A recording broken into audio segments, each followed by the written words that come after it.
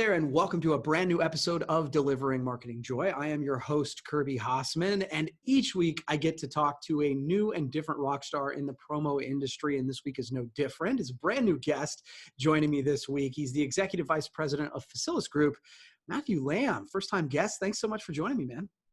Yeah, thanks for having me, Kirby. Really appreciate you having me on and all that you do to help people grow. Oh, man, thank you so much.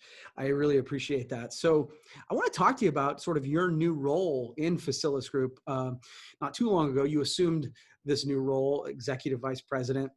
So first off, congratulations. And second of all, what does this new role mean for you and for FacilisGroup? Yeah, well, thanks. It's been a bittersweet transition into the executive team at Facilis because I love my role so much. You know, I basically spent the last 13 years of my life flying around North America to visit some of the most successful entrepreneurs in our industry. And, you know, in the process, I learned a ton, but more importantly, just was able to develop some incredible relationships. And, you know, these are some of my best friends now, and it's just been an amazing ride to help grow a business from the ground up. So it's been really fun. My new role with the executive team is to help shape our strategy moving forward. So, you know, it's obviously really exciting and we feel it's more important than ever.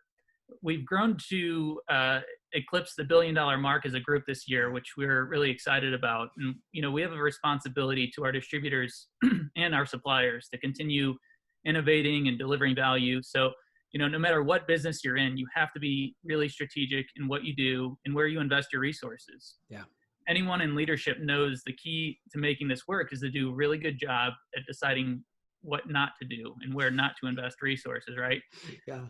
So my business school professor once said, and it's always stuck with me, is strategy isn't what you say it is, it's where you invest your resources. So, you know, it's about spending more time thinking about where we need to go strategically, whereas historically, I really specialized more in executing the strategy, you know, that was already in place. Right. So, and I think as an example of leaning into change, I think our president, Ashley McKeown, has just really stepped in to take the reins from Chuck Fandos, you know, one of the number one people in the industry at a pretty tough time. And I think she's done an incredible job at just taking things in stride, leading our team well through all this turbulence. And so that's been cool to see. And I've been really proud to be on her team. Now, what does this mean for Facilis? Well, as a technology provider for the top promotional distributors in our industry, you know, we have to keep up with the moving landscape. You know, the rapid ascent of e-commerce, globalization, automated fulfillment, and logistics networks, these have all fueled rising expectations of end users. And so, you know, we need to change, we need to think differently. And I like to say we need to strive for discomfort, because it's uncomfortable changing roles. And believe it or not, most people at FacilisGroup have had to change their role in the last year or two. So while it's not easy and not comfortable, it's a good thing. Yeah. You know, we brought on an extremely talented leader named Susan Kill recently, and she stepped in my previous role, and she's seeing the world with a fresh lens. And she's going to drive tremendous progress in that seat because, you know, what I've been doing for a long time, she brings fresh perspective, a new skill set, and that's going to help the team grow to new heights. So, you know, the lesson here, I think, is to just get uncomfortable, lean into what's difficult, and that's likely the right path because that's where growth happens. Yeah, I love that, man. It's, I think Paul Kiwi said that to me one time where another industry sort of mentor, where he said that success begins just outside of your comfort zone. And I think there's a ton of truth to that. So it actually leads nicely into my next question. So this is something I've sort of observed, and you can either agree or disagree, but it seems to me that salespeople and entrepreneurs have either really struggled or have actually done pretty well. And it's like the folks who've done well don't want to brag about it, but it's like they're either so busy they can't keep up, or the people are really struggling. And so I'm curious to know, what differences do you see in those groups? Yeah, you know, it's interesting you asked this. It's one of the trends we identified, because every year we kind of crunch all the data that we see across our group and what we can get our hands on in the industry. And for the last few years, we've identified this trend where the highest producing sales reps are generally have a higher growth rate, and the lowest producing are struggling and have been actually in a pretty steady decline. And I'll qualify that as saying highest volume, $1 million producers or greater. And then lowest, the lowest category that we looked at it is 300,000 or less.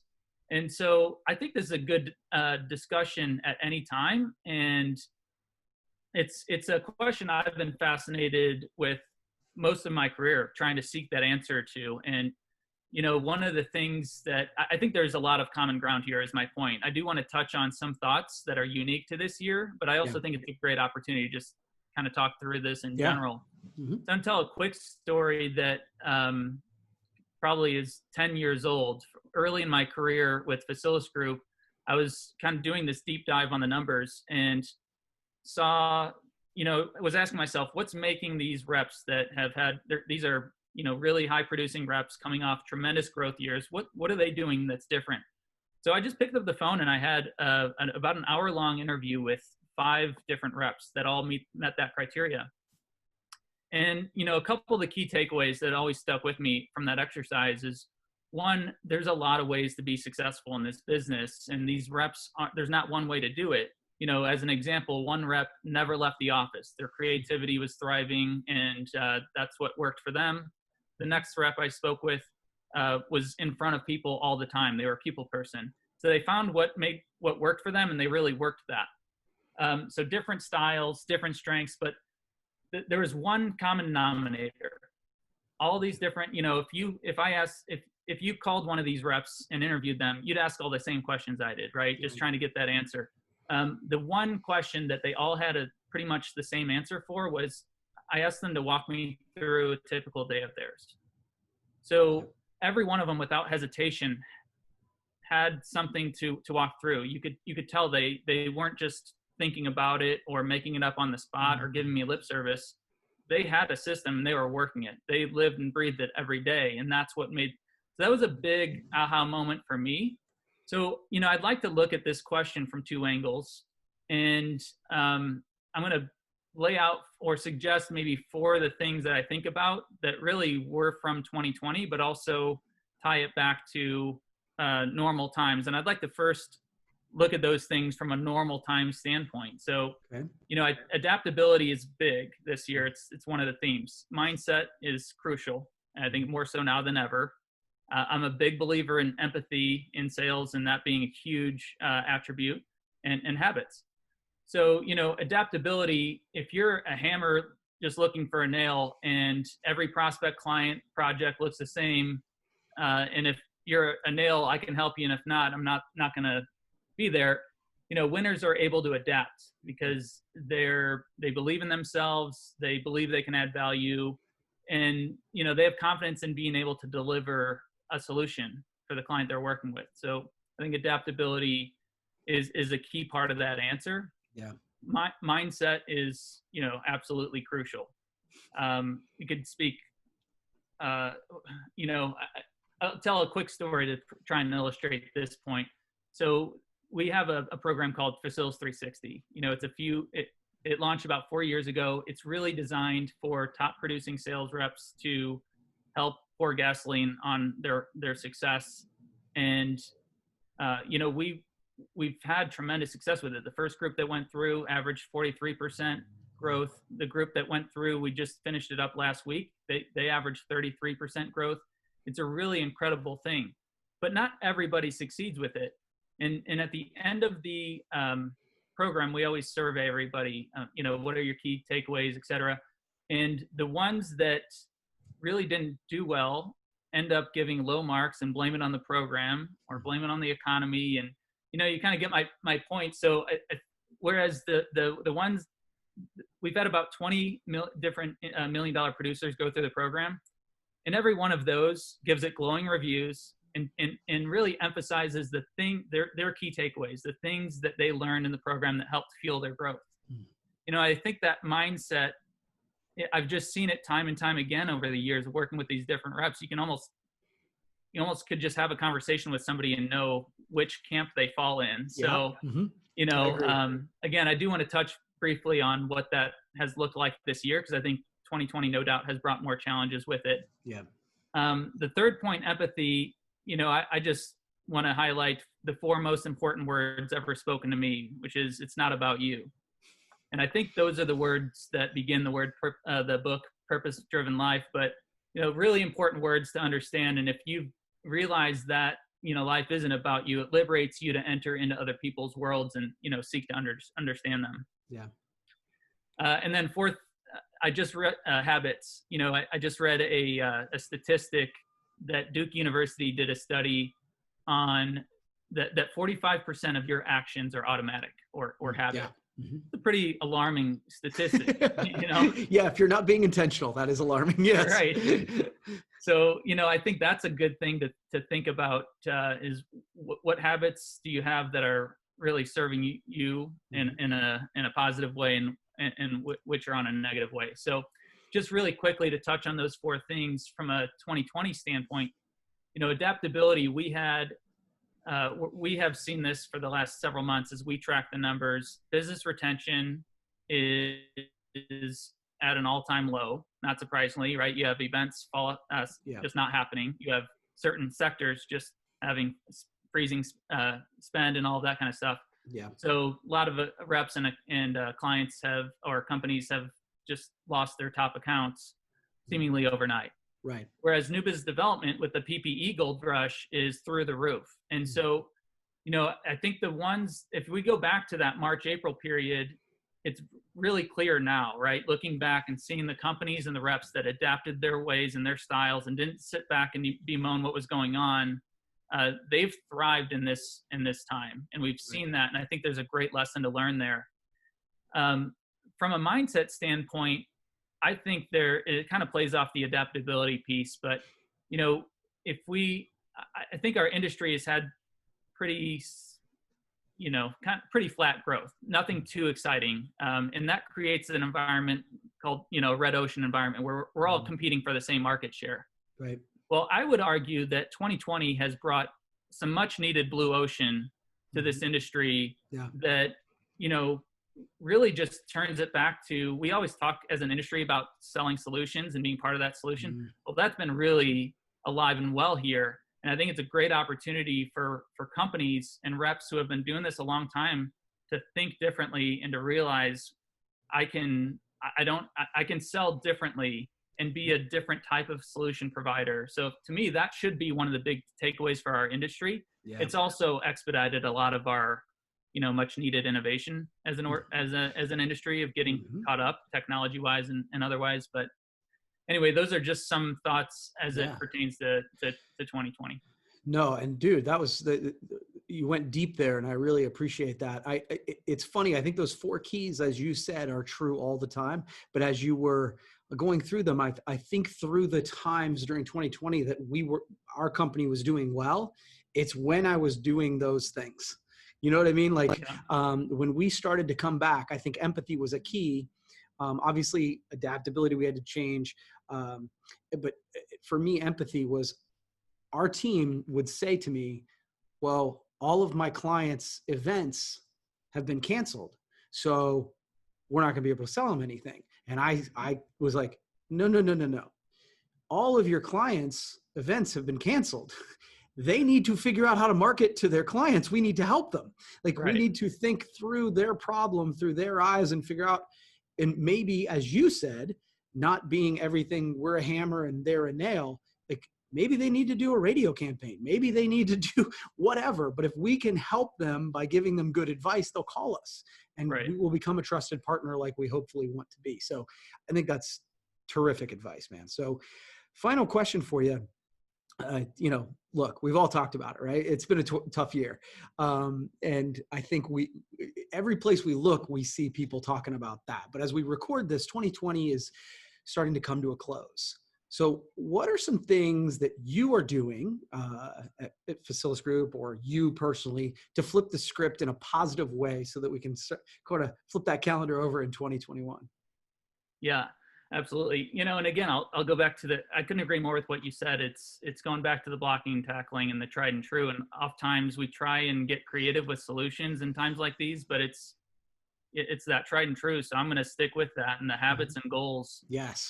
And keep sticking with that theme. So, I would encourage everybody listening to just start with a couple simple questions, right? What's the number one habit if I stopped, it would generate a better version of myself? What's the number one habit if I started, it would generate the better version of myself? And, maybe begin your planning process and your growth plan for next year, personally and in business, with those couple things. And, goals, I'm big in goals and have been for a long time. And if you invest heavily in planning and reflecting on planning and, setting goals accordingly, life becomes a lot clearer. So just take that time to reflect on some of these insights. And, December, as we record this, there's no better time to do it. Yeah. And, just ask some broad questions instead of just diving right into one specific problem that may be on your mind at that moment. What does success look like for me in 2021, right? Something that simple, and just get laser focused on that. I mean, that's what we have really tried to do as a team throughout the year. And it's really helped clarify our focus on what we're aiming towards and cut through all the clutter. It's easy to get distracted. And, just one of my favorite quotes this time of year is by Eisenhower. It's something to the effect of plans are worthless, but planning is everything. And I think that's really important to emphasize, that the planning process is so important. It gets you thinking about things a little bit differently. And sometimes I think a lot of times it can be more important than the end result itself. So, I think we have a big advantage right now going into 21, because we're not going to get surprised. We may not have a crystal ball. I'm sure we're things aren't going to go as well as an optimist like me thinks they will, but I'm big on planning. I'm big on mindset, big on winning, and I still hear some people on calls telling the gloom and doom forecast for the next 6 months. And I mean, for me, I want to stay away from those people as much as I can. I don't do Facebook. I don't watch the news. Just try and be aware of be intentional in what you're consuming. And, I think that's a big part of it. So I will wrap up with an article I just read earlier this week, that it was like a 6-page article in the Wall Street Journal about the CEO of Emerson, David Farr. And it's about how he navigated the pandemic, and it was really well done. But he ended the article with a quote saying, "I like competitors that are still sitting at home." Yeah. So, yeah. Like, if you want to be on that train, be my guest, but we're not waiting around, and we're going to get after it. And I think that's the right mentality right now. Yeah, it's funny because the second question I asked you, it reminds me, I've been saying that there's two types of sort of distributors, suppliers, whatever, right now. I feel like they're the people who are saying when this is over versus now that we're here. When this is over, they're just like, hey, I'm going to sit and catch up on Netflix, and when this is over, call me and I'll get back to work. And then there's the people who are like, hey, this is the reality we're living in. Now that we're here, how do we go about business? And I feel like that second group is happier right now because they've been proactive for the last 6 months. And so if you're a competitor, feel free, stay at home. So that's cool. So you've answered my 3 questions. I really appreciate it, Matthew. This has been fun. I give everybody a chance to ask me one question. Do you have one for me? Yes, I'm going to throw one at you that's along this, kind of tying in the theme from ours. So What is the most impactful book, article, or video that you've gifted or recommended the most to others? And I'd also like to squeeze in, just out of curiosity, what your favorite podcast is. Okay. So for me, I love reading. So like I'm kind of ridiculous about it. So I try to read between 40 and 50 books a year. So for me, what I say is, what kind of book? So like if you're an entrepreneur and you want to start a business, it's E-Myth by Michael Gerber. I give that to anybody who's starting a business. I think there's so much value in that. If you're an entrepreneur, the other entrepreneur book I love is Profit First by Mike Michalowicz. It's more of a finance book, but it was kind of transforming for me, getting my finances. On the other side, if it's more the marketing side, I love actually Michalowicz's Pumpkin Plan, which is more about marketing to niches. And then the other one I would call, it was sort of I don't know that it's on anybody else's radar, but it was a book that made me change my sales process, which is called High Trust Selling by Todd Duncan. So those are, I feel like that covers a few rounds for you. So is that cool? Great. Yeah. And then, so podcasts, the podcasts that I listen to, when I'm listening to podcasts, obviously we do a lot of podcasts, but the way I consume it is sort of the traditional on my phone when I have time in the car, on the treadmill. I love Akimbo by Seth Godin. That's probably one of my favorites. And I love Max Out by Ed Milet. I think he does a great job sort of interviewing a bunch of leaders around. So there's several industry podcasts, SKUcast, some other ones as well, but those are the ones on my phone. Cool. Well, I'll have to check those out. I have not listened to those, so thanks for the recommendation. Absolutely. Absolutely. Well, thank you so much. Good luck in the new role, and thanks for taking the time. We'll have to do it again. Okay. Yeah. Thanks, Kirby. Take care. Absolutely. Well, that's going to wrap up this edition of Delivering Marketing Joy. We'll see you next time.